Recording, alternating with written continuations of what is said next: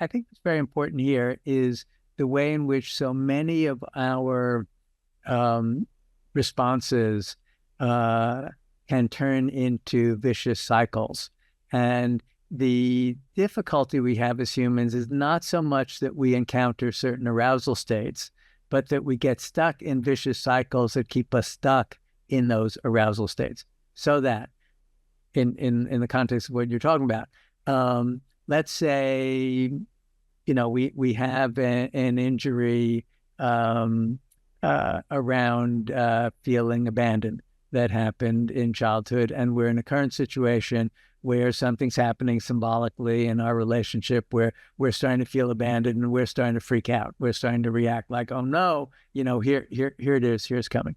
And how we respond, we're not so great in the psychotherapy world or in spiritual traditions either, that from which mindfulness practices come. We're not so great at making it so that we no longer have these responses, right? That when we've been injured, chances are we're going to feel at least the shadow, at least a reflection of that response. If I was abandoned a lot as a kid, I'm never going to be great with abandonment. Great with meaning unaffected by hints of abandonment in my adult life. However, what happens when I start to feel that feeling, that's an area where there's a tremendous amount of possibility for growth and developing the capacity for resilience.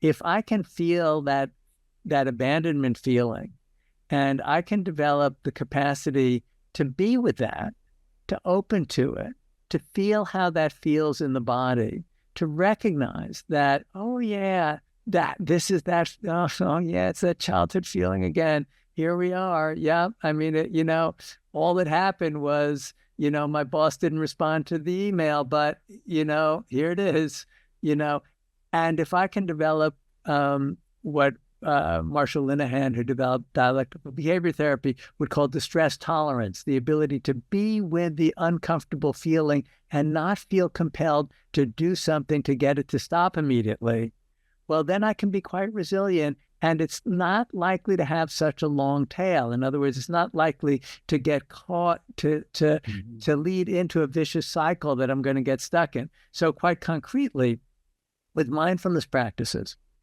we learn to be with discomfort. It starts with learning how to be with physical discomfort. And maybe we'll do a little exercise with this a little bit later. But, we're sitting there on a cushion or in a chair and we get an itch or an ache. And the standard early mindfulness instruction is, okay, instead of automatically and somewhat compulsively scratching the itch or changing your posture to resolve the ache, let's just turn our attention to the discomfort for a little bit. Let's just practice being with the discomfort. And what we find when we do that in practice is very often either it transforms by itself because consciousness is quite fluid and everything's always changing, or even if it doesn't go away, we discover that we can separate the two arrows. There's a famous sutra by the Buddha where he says, the uninstructed person, basically the one who has not learned mindfulness practice, if they're struck by an arrow, it's as though they're struck by two arrows, right? There's the immediate pain of being struck by the arrow, and then there's what the Buddha called sorrowing, grieving, and lamenting, basically our protest against the pain.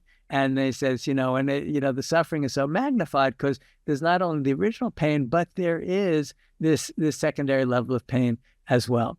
We can really learn to relax the secondary level of pain through mindfulness practice, starting with it at the very simple physical level of the itch or the ache, but then expanding on that to realize, okay, when the feeling comes up that I have trouble with, let's say this feeling of abandonment comes up, can I just be with, so what is that? Where do I feel that in my body? Oh yeah, there's this constriction in my throat. There's this feeling of a pain in my belly. Oh yeah, this is interesting.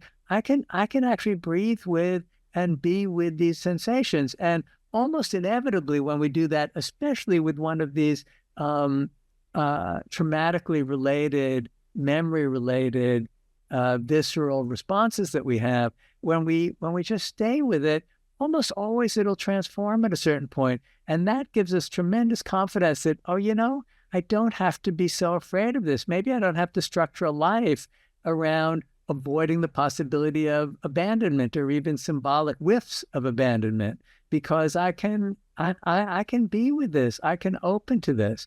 And that starts to develop a kind of freedom, which allows us to navigate the world in a much less constricted way. Because, okay, what's the worst that can happen? Something upsetting will come up. Oh, I know how to work with something upsetting. And that then allows for a tremendous resilience. It's not that we're not going to get upset.